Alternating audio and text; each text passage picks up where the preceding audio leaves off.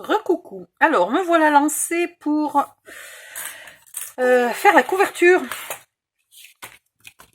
J'ai dans une chute de papier craft épais découpé un papier. Qu'est-ce que je fais à la longueur de ma couverture une fois qu'elle a été finie, donc 20,1. Hein. Et ici, alors combien j'ai pris au total? Au total, j'ai pris 11. Donc il y a 6 et puis là il y a 2,5 et 2,5. Voilà. Mais ce qui est important, là c'est des onglets de collage.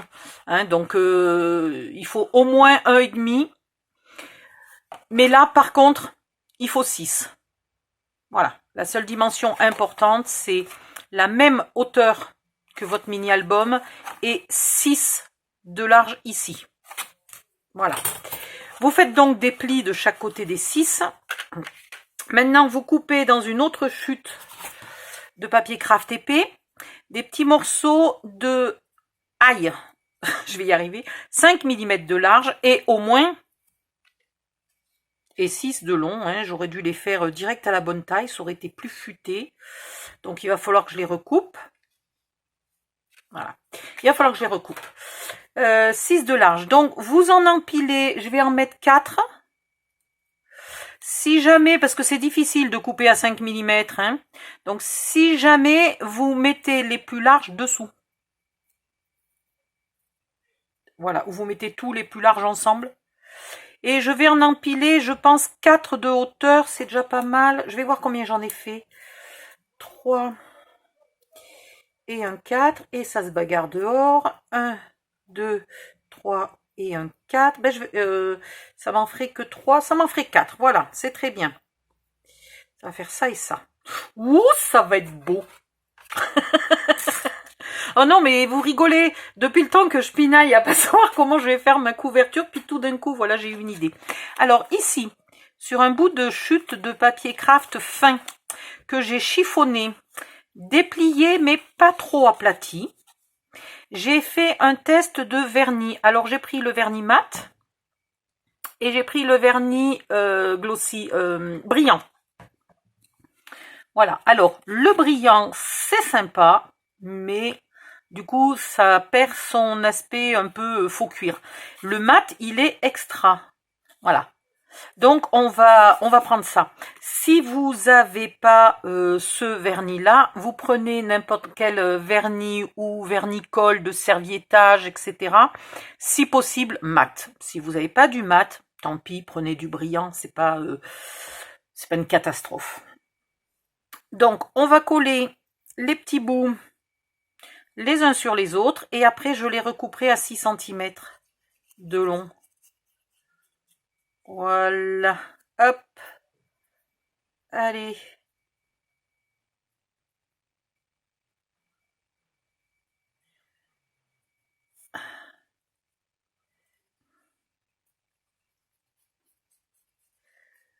On aurait pu le faire aussi avec une cordelette, une ficelle épaisse ou quelque chose comme ça. Sauf que depuis hier, je n'arrive toujours pas à trouver dans quelle boîte j'ai rangé ma cordelette. Il faut vraiment que je mette tout dans les tiroirs des modulos scrap. Parce que ce qui est dans les tiroirs des modulos scrap, à part cas très exceptionnels, je ne le perds pas. Et ce qui n'est pas encore rangé dans les modulos scrap, et justement, comme j'ai tout déménagé une fois à droite, une fois à gauche, etc., c'est perdu dans la colonne pertes et profits, quoi. Voilà, ça fait une épaisseur bien suffisante, hein, 4 morceaux, c'est pas mal. Bon, je vais coller les autres et je reviens. À tout de suite. Alors, je viens de réaliser que du coup, ça va être difficile de placer mon bijou d'album avec ce grand cercle. Donc, je vais le placer avec quelque chose de plus petit, tout simplement. Voilà, ça, c'est pas un souci. Donc, vous tracez ici à 2,5... non, qu'est-ce que j'ai dit ? 2 et 2,5. Et ici à 5,5 et à 6. 2 traits.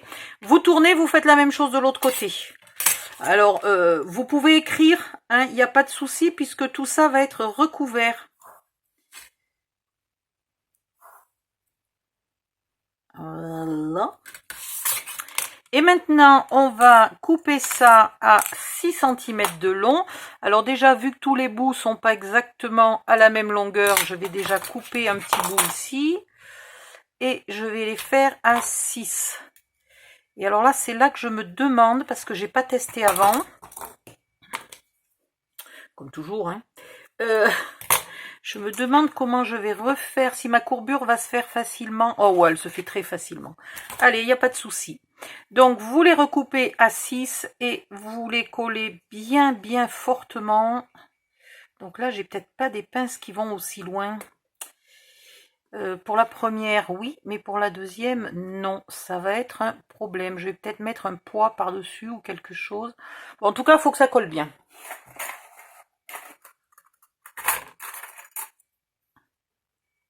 Ah, je suis trop courte. C'est ballot.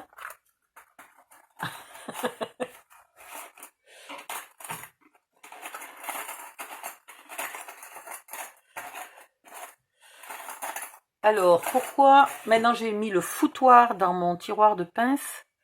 Bon, bref, vous appuyez bien.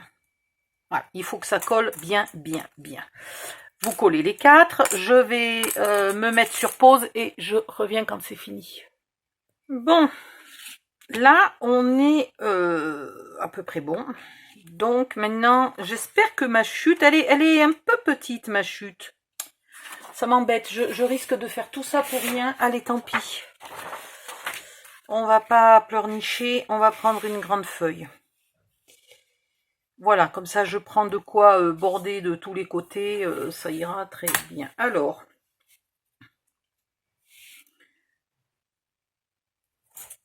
hop là.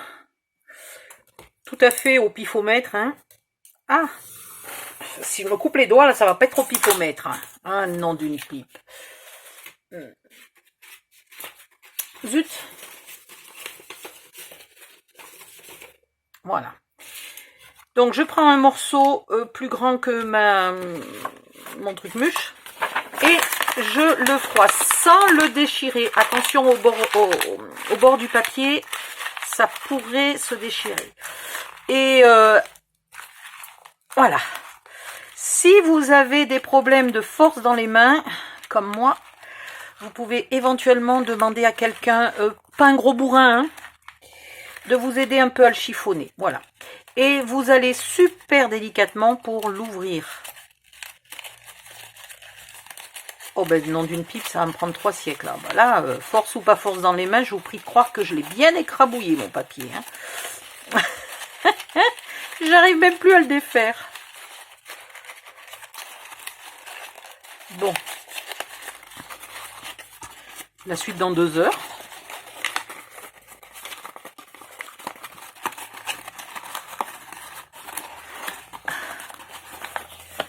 Voilà. Donc, vous le remettez un peu à plat. Où est mon... Voilà. Mais sans l'aplatir trop. Voilà, juste un petit peu. Voilà, stop. Pas plus. Alors, vintage photo distress. Alors, ink ou oxyde, peu importe. Mais vintage photo si possible. Si vous ne l'avez pas déjà, là je viens de la recharger, donc il faut que je mélange un peu comme il faut. Voilà. Si vous ne l'avez pas déjà, je sais que Fanny les vend, et puis pas cher en plus. Donc si jamais vous n'avez aucune encre pour vieillir, pour ancrer, etc., ne vous ruinez pas dès le départ en achetant une encre bleue pour les albums bleus, une encre rose, une encre rouge, une encre verte, etc. Vous achetez la vintage photo et vous ferez 99% de vos albums avec. Voilà, vous embêtez pas. J'ai aussi découvert celle-là depuis peu. Moi qui détestais le noir, et ben celle-là, elle a un noir qui est magnifique. qui est extraordinaire. J'adore. Pareil, je l'ai pris chez Fanny. Donc, vous ancrez. Et ça, il faut demander, mais à tous les coups, Fanny, elle peut vous le commander, ça. Hein. C'est facile.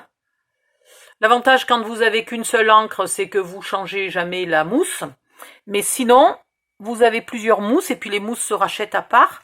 Ça se change comme de rien. Hop.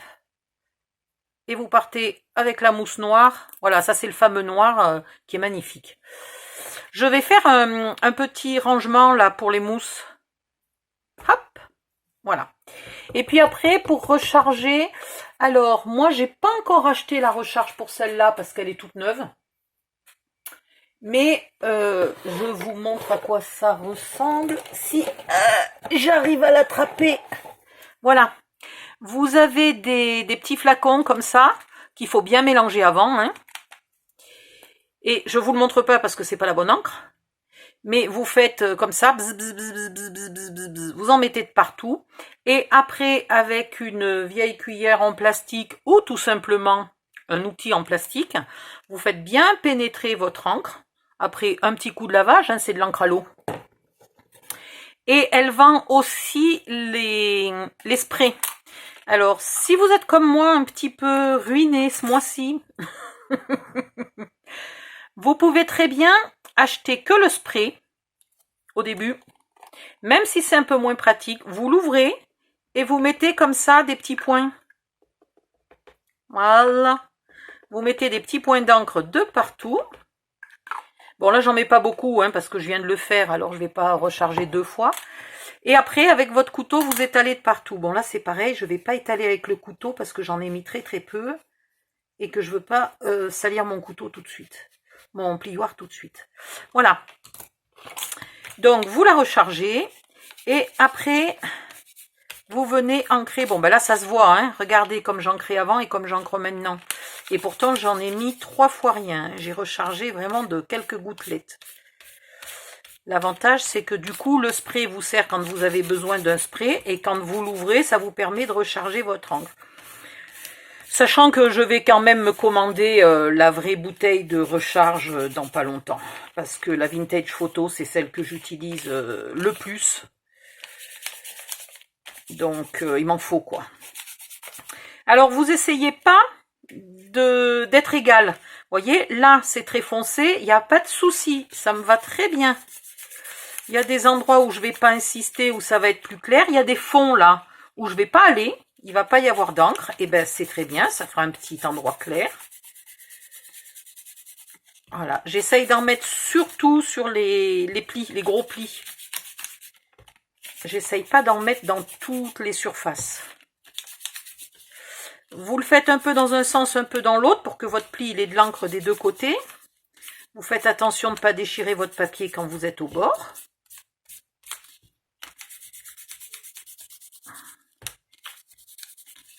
Voilà, il faut que ça ait un air, il faut pas qu'on voit, comment je peux vous montrer, je vais vous montrer là-dessus, il faut pas que ça fasse ça là, qu'on voit le bord droit de la mousse, mais sinon pour le reste, ça n'a pas besoin d'être régulier. Donc je ne viens pas appuyer comme une brute du premier coup, d'abord je bouge un peu et après, une fois que je suis en train de bouger, j'appuie un peu plus. Voilà, ben là, ça me plaît, c'est magnifique. Je suis nulle en mix média. Hein. Alors, par pitié, si vous êtes bonne en mix média, déjà, d'une, venez nous faire des tutos, parce que j'ai vraiment besoin d'apprendre. Et de deux, ne jugez pas trop méchamment mes pauvres conseils à 2 balles. Voilà. C'est pas du mix média, d'ailleurs, mais, comment dire, c'est des conseils tout à fait amateurs. Voilà, absolument pas pro. Ensuite, je vais prendre mon vernis mat, un pinceau. J'ai pas de pinceau bien gros, moi, mais bon, tant pis. Hein. Et l'avantage d'avoir une table en verre, c'est que vous faites bien ce que vous voulez sur votre planche en verre. Voilà. Ah, pour celles qui se poseraient la question, il faut demander... moi, c'est une planche de cuisine. Hein. Le problème, c'est qu'elle est légèrement trop petite. Donc, si vous n'avez pas de sous du tout, bah oui, prenez une planche de cuisine pas chère. Si vous avez un tout petit peu de sous, demandez à Fanny qu'elle vous commande une vraie planche de scrap en verre. D'abord, vous aurez des dimensions dessus, ce qui, pour certaines, quand on s'habitue, c'est bien. Bon, je suis pas habituée parce que la mienne n'en a pas. Mais l'avantage par rapport aux planches vertes, là, en truc mûche, mouligas, c'est que celle-là, ben, elle se nettoie en un tour de main. On peut y coller de l'encre, du feutre à alcool dessus, mettre une petite pointe d'eau et faire des fonds, par exemple. On peut mettre son encre là au bord et la prendre avec un pinceau, avec ce qu'on veut. C'est extraordinaire, ça fait tout. Et elle ne s'abîme pas du tout parce que les planches vertes où soi-disant on voit pas les coups de cutter, ouais ben soi-disant, hein. Auto-cicatrisante, ça se dit pas dans une vidéo quand on est sérieux, hein. Non, alors fermez vos oreilles. Auto-cicatrisante mon cul. Voilà. Ça ne fonctionne pas. Celle-là, alors j'ai vu parfois, je sais pas si c'est quand je change ma lame de cutter, j'ai vu parfois une ou deux rayures, un bout de rayure, hein, pas sur toute la longueur, mais un bout de rayure faite par mon cutter. Mais très rare, quoi. Je coupe beaucoup. Il y a très peu de temps que j'ai un massicot, donc jusqu'à présent, je coupais tout au cutter. Et ma planche n'avait quasiment aucune marque, quoi. Parce que ma planche verte, elle en était arrivée au point qu'elle était tellement marquée que quand je coupais, ça m'abîmait mes feuilles. Les marques de la planche m'abîmaient mes feuilles. Alors, c'était pas terrible. Bon, au lieu de blagasser comme une bécassine, j'aurais pu faire ça hors cam. De toute façon, je vais être obligée, là, soit on fait autre chose, parce que de toute façon, il va falloir attendre que ça sèche. J'en ai bien mis beaucoup, là, au même endroit.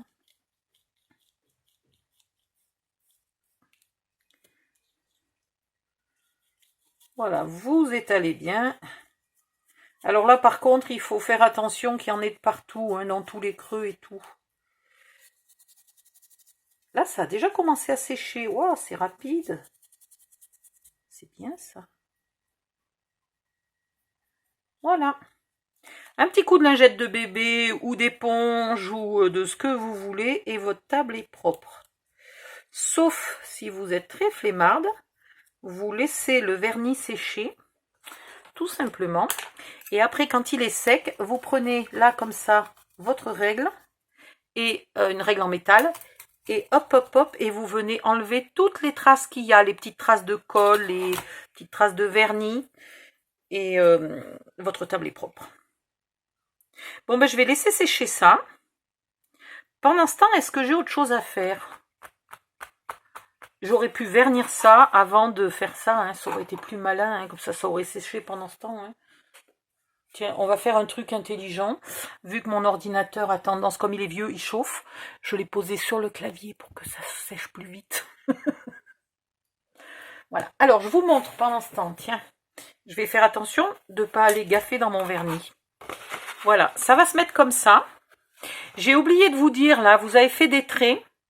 Vous marquez votre pli avec le massicot, mais après, vous ne le pliez pas trop. Voilà. Et ça va se mettre comme ça. Et j'en étais sûre, la colle tient pas bien, là. La colle au bout ne tient pas bien. Bon, ça sera à coller parce qu'on va mettre par-dessus. Mais voilà, ça tient pas très bien au bord. Voilà, en gros, ça fait ça. J'essaye de vous le montrer. Voilà, ça fait ça. Donc après, on va dans un craft épais découper 2 morceaux exactement de la taille. Alors, à la base, on avait des cartons de 20 par 19,5. Mais à force de recouvrir, on est à 21, pardon. On est à 21,1, 21,2. Hein. Donc, vous remesurez. précisément. Voilà, là je suis à 20. Bon, là ça n'a pas trop bougé, je suis à 20. Par contre ici, avec toute l'épaisseur là d'espace qu'on a laissé, je suis à 21,1. Allez, 21,1 parce qu'il ne faut pas venir trop loin là. Hein, il ne faut pas boucher l'espace. Donc 21,1 ça devrait aller. Donc vous mesurez les deux et vous coupez deux cartons de scrap épais. Alors de scrap épais, non, pas obligatoirement. Deux cartons de papier 160 grammes. Donc si vous avez un... tout à l'heure je vais trouver le mot. Hein. Si vous avez raté une impression sur un papier 160 grammes, vous vouliez faire des die cuts, etc., imprimer des die cuts, puis vous êtes loupé, eh ben vous pouvez très bien réutiliser ce carton. Alors 160 grammes minimum. Hein, si vous avez loupé du 210 ou un truc comme ça serait mieux. Il faut quand même que ça se tienne un peu. Voilà. Ou alors, vous redécoupez un carton de céréales, mais une boîte de céréales pas épaisse. Voilà. Ça, et puis ben après on sera prêt à finir. C'est tout ce que j'ai pour l'instant. Donc je vais faire un peu de ménage et je reviens quand tout ça sera sec. À tout de suite. Me revoilà, c'est à peu près sec, hein, on va pas faire la difficile. Donc, maintenant je vais mettre de la colle, alors à peu près, pas trop au bord, puisque je ne vais pas replier tout de suite.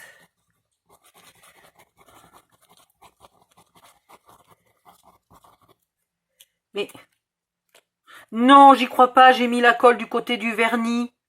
Mais c'est pas possible d'être aussi con et myope. Ah, mais quel âne.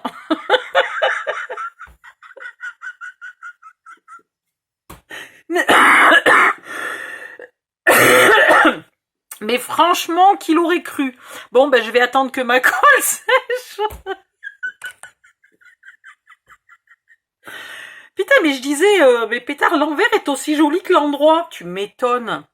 Bon, ben voilà. Non, mais franchement, quand je vous dis qu'il me faut des nouvelles lunettes, vous en avez une vraie preuve. Bon, ben je vais laisser sécher ça. Ça va devenir l'envers. Et puis, je vais refaire l'encre et le... Oh non, mais je vais tout refaire depuis le début. Bon, ben à tout à l'heure, je recommence.